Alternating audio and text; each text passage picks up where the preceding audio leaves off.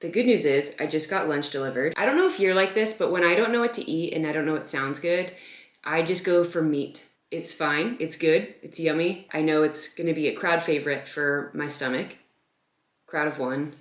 Life's been weird lately, so it's like hard to kind of plan food and nothing sounds good. I'm like never hungry, I think just because stress levels are as high as they are at the moment.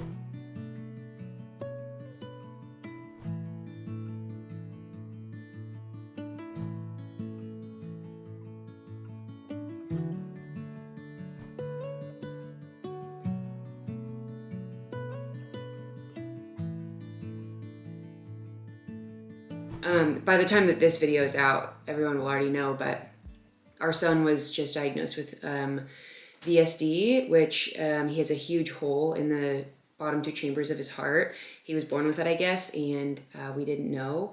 They didn't catch it. I don't know how. He was growing amazingly, and he was hitting all of his milestones, so like there was no indicators that anything was wrong. And finally was at the doctor's office, and they were like listening to his heartbeat and stuff, and she heard a little bit of a murmur, and they're like, maybe he should just go to Children's Hospital just to get like a quick, echocardiogram just to double check it's all good.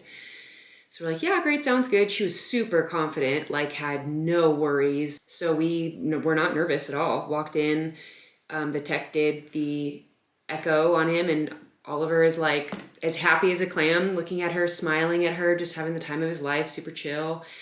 And I asked the tech, I was like, you can't tell us if there's nothing to like report, right? You can't say that he's all clear. We have to wait for like a phone call. She's like, yeah, I can't say anything. And I was like, that sucks. And she's like, yeah, I can't say anything if it's bad either.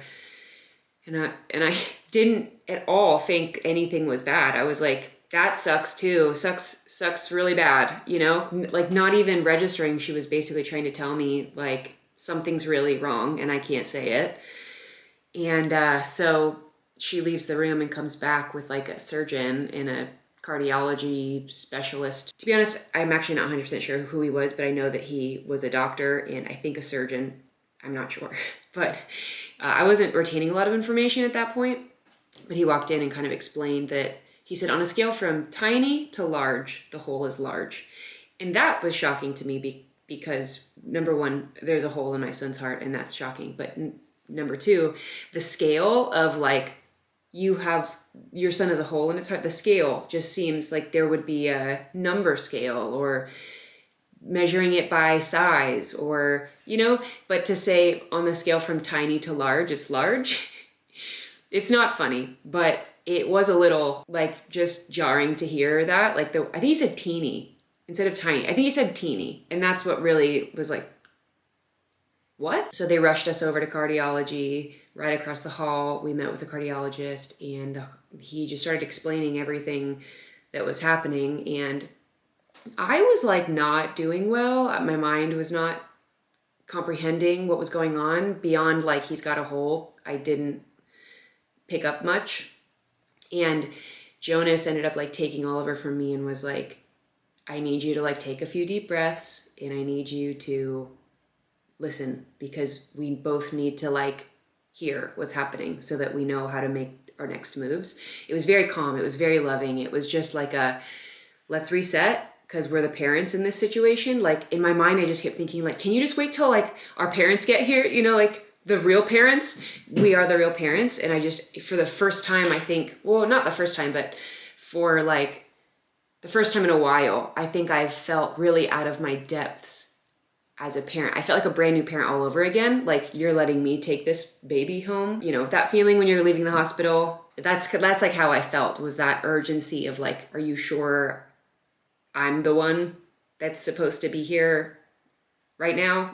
I had to kind of recollect myself and listen to the doctor, and he explained it again, and he got a little whiteboard out and was drawing what was wrong and what should be happening and what is happening and what should not be happening and all of that. And I asked as many questions as I possibly could, but at that point you just don't know what you don't know. So he's like, any questions? And I'm like, not really, other than like, is he gonna have surgery right this minute? Because Oliver is presenting as somebody that does not have any issues with their heart in any way, it was very puzzling for them, and they were afraid that it wasn't a a typical fix. Like usually they would just patch the hole up and, you know, the baby would be pretty fine.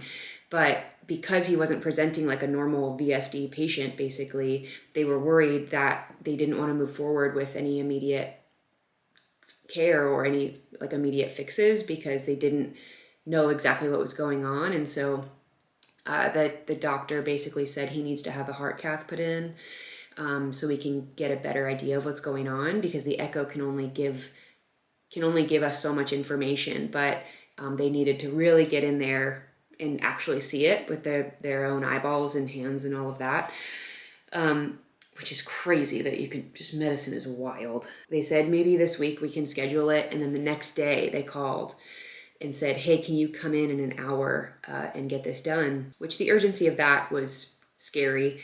But I was, you know, glad that it happened sooner rather than later. Like I wouldn't want to be waiting a month to get my first step in the door to fix this. Like once you find out your son's heart doesn't work the way that it should, it pretty much feels like an absolute urgent emergency every minute after you get that information. Even if the doctors don't feel like it is, you're like, what do you mean I'm just going to go home with this baby tonight? Like, he should probably get this fixed right now. Getting back in the next day was like, okay, I'm glad I didn't know until an hour before, because I wouldn't have slept that night. And we were very sleep deprived just from toddler and newborn at the same time. We're figuring that out. So we got a good night's sleep. And then we found out that day he needed a heart cath. And so we rushed in, got it. And luckily they said basically, I'm just giving you the full story. I don't know why I'm doing this. I think I'm just processing, but they got in there. It was a really intense procedure. I think I didn't know what to expect, but I didn't expect that. I expected like more like an EKG-ish, not like fully, you know, put to sleep, intubated. All it was like, oh my gosh, I'm glad I didn't know what to expect, I guess. But they basically realized that he was exactly a standard VSD patient, and this, you know, moving forward with surgery is exactly what they need to do. They said that's the gold standard for this kind of situation, and they feel really good about the surgery and doing that on him. So that was good and also bad. Like my perception of what good news is now versus what it was a week ago, very different. When I like to hear, yeah, he can get open heart surgery at 4 months old and he's a good candidate for that, and that be good news, is just like my life has kind of radically changed in the matter of a few days. And but I'm grateful. I'm so grateful that he can have surgery, and so we have that scheduled for a couple weeks from now. And so now it's like just pretending and trying to go back to life as normal before that surgery happens.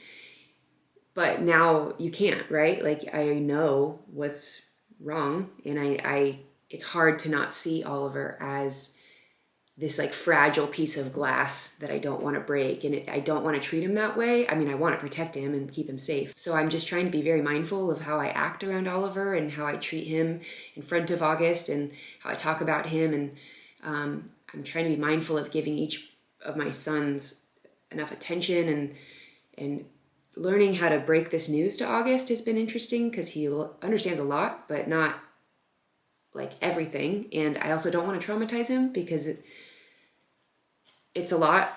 I'm traumatized a little bit. And so I'm trying to learn, like, how do I talk about this without giving him too much information and visuals he just doesn't need, but also prepare him because we're going to be bringing home a baby in a couple weeks that has been in a hospital for a week and is healing in his chest. Like I don't want it to be scary. So it's just a lot. There's a lot going on, and everything feels magnified. We're tired, and my stomach just never feels good. So just meat. All that to say, I got some barbecue. Yeah, it's been a bit of a whirlwind. So barbecue will be good for the soul and the stomach.